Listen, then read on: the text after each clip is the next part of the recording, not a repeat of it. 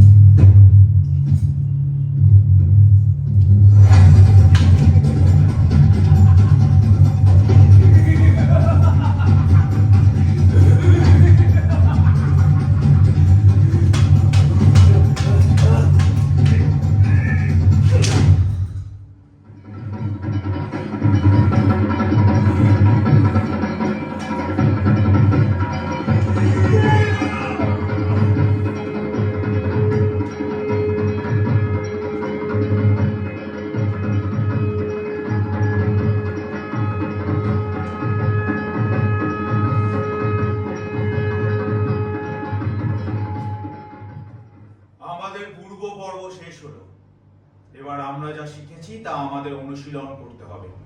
মনে রাখবে এটি একটি নতুন পরীক্ষা, তাই কোনো প্রকার ভুল করা আমাদের উচিত নয়।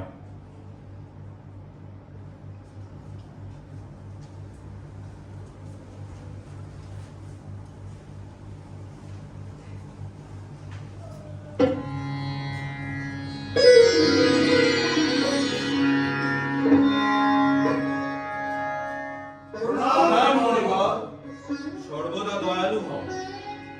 বলো, তোমাদের এখানে আগমনের উদ্দেশ্য বলো।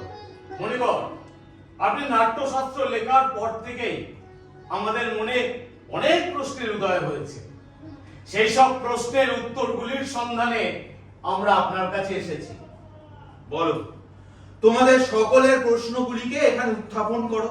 গুরুদেব, নাট্যশাস্ত্রের উৎপত্তি কিভাবে হলো, আর এই নাট্যশাস্ত্রের উদ্দেশ্যই বা কি?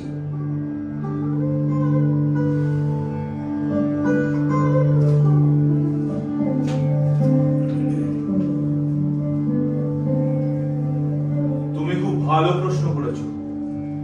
এই প্রশ্নটি শুধু নাট্যশাস্ত্রের সঙ্গে নয়, আমাদের জীবনের সঙ্গেও জড়িত। ত্রেতা যুগের পর থেকে মানুষের মধ্যে লোভ বড় বেশি ভাবে প্রকট হয়ে উঠল। হিংসা, হানাহানি এই সবের দিকে মানব সমাজ তীব্র গতিতে এগিয়ে যেতে লাগলো। তখন দেবরাজ ইন্দ্র প্রজাপতি ব্রহ্মাকে অনুরোধ জানালেন মানুষের দৃশ্যমানতা ও শ্রবণ শক্তিকে মাধ্যম করে এমন একটি মাধ্যম তৈরি করতে যা মানুষকে লোভ বা অর্থ থেকে মুক্ত করে মোক্ষের দিকে নিয়ে যাবে।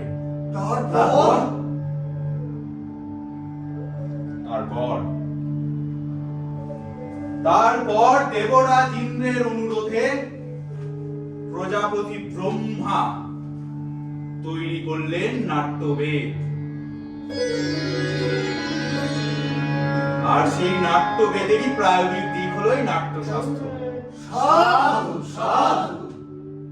মণিবর, আমরা তো জানি বেদ হলো সকল জ্ঞানের ভান্ডার। এই বেদগুলি তো আমাদের কাছে যথেষ্ট ছিল, তাহলে কেন এই নতুন বেদ সৃষ্টি করা? নতুন বেদ সৃষ্টি করা হলো কেননা বেদের ভাষা সকলকে বোঝানো সহজ করতে হবে। আমাদের মনে রাখতে হবে নাটকই হলো এমন একটি মাধ্যম যার মধ্য দিয়ে আমরা সকল স্তরের মানুষকে শিক্ষা এবং ধর্মের পথে এগিয়ে নিয়ে যেতে পারি। তাই এই মহৎ উদ্দেশ্যকে চরিতার্থ করার জন্যই প্রজাপতি ব্রহ্মা 4টি বেদকে একত্রিত করে তৈরি করেছিলেন নাট্যবেদ। 4 বেদের তত্ত্ব আর উপাদান নিয়ে কি করে নাট্যবেদ রচিত হলো, যদি আপনি একটু সংক্ষেপে বলেন। শোনো শোনো শোনো শোনো বন্ধু শোনো। এই যে তোমরা গানটি শুনতে পাচ্ছ, এটি সামবেদের গান। নাটকের গান এলো সামবেদ থেকে, নাটকের লেখন এলো ঋগ্বেদ থেকে, যজুর্বেদ থেকে এলো অভিনয়, আর অথর্ববেদ থেকে এলো রস।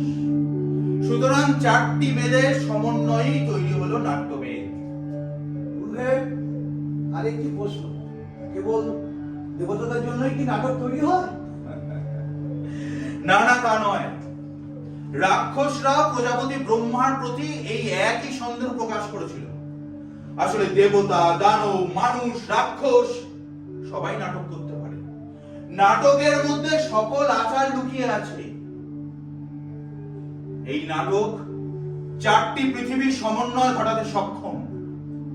শুধু তাই নয়, দুঃখে ক্লান্ত, শোকে জর্জরিত সকল প্রকার মানুষকে বিশ্রাম দিতে পারে এই নাটক। নাটকের মধ্যে সমস্ত রস, সমস্ত শাস্ত্র, সমস্ত অনুভূতি, সমস্ত শিল্পকলা লুকিয়ে রয়েছে। এমন কোনো জ্ঞান নেই, এমন কোনো ক্রিয়া নেই যা নাটকের মধ্যে নেই। আশ্চর্য! পুরো সৃষ্টি, লৌকিক এবং অলৌকিক, সবই নাট্যকলার মধ্যে। হ্যাঁ, নাটককে আমরা সব কলা বা শিল্পের উৎস বলতে পারি। নাটক হলো সব শিল্পের সঙ্গম। মুনিগণ, নাটক এক অদ্ভুত শিল্প। ঠিক যেমন ভাবে বেঁচে থাকার জন্য শ্বাস প্রশ্বাস এটি সবচেয়ে গুরুত্বপূর্ণ শিল্প, কিন্তু কেন জানি না আমাদের সমাজ এটিকে যথেষ্ট গুরুত্ব সহকারে নেয় না। আমি দেখেছি অনেকেই এই শিল্পকে অপ্রয়োজনীয়, অপ্রত্যাশিত ভাবে বিবেচনা করে। দেখো, আমরা শিল্পী, নীতি নির্ধারক নই। শিল্পই আমাদের ধর্ম। সুতরাং আমরা শিল্প নিয়ে পরীক্ষা নিরীক্ষা করব, নীতি নিয়ে নয়। আমাদের মনে রাখতে হবে, নাটক শুধু একটি শিল্পই নয়, এটি সমাজের আয়নাও বটে। নাটক সত্য এবং মানবতার পথে মানুষকে এগিয়ে নিয়ে যায়। নাটক বর্ণ, ধর্ম, ভৌগোলিক সীমানাকে অতিক্রম করতে পারে অবলীলাক্রমে। এটি বৈষম্যকে দূর করতে পারে। আর এই অনুভূতি আমাদের বিশ্বকে একটি আদর্শ বিশ্বে পরিণত করতে সক্ষম। মুনিগণ, আপনি যথার্থই বলেছেন, কোনো সন্দেহ নেই। শিল্প ছাড়া যে সমাজ, তা একটি পশুর সমাজ। এই তো তোমরা বুঝতে পেরেছো। আসলে শিল্প হলো সমাজের একটি গুরুত্বপূর্ণ অংশ। আর এই শিল্প আর শিল্পীকে সম্মান জানানোর জন্যই তৈরি হয়েছে পঞ্চম বেদ। আমরা বুঝতে পারলাম মুনিগণ।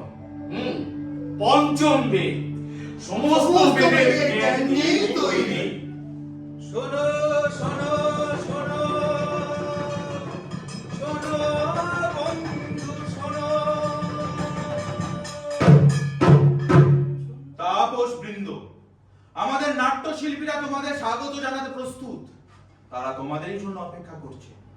এবার আমরা সকলে মিলে নাটক উপভোগ করি। যথার্থ মুনিগণ।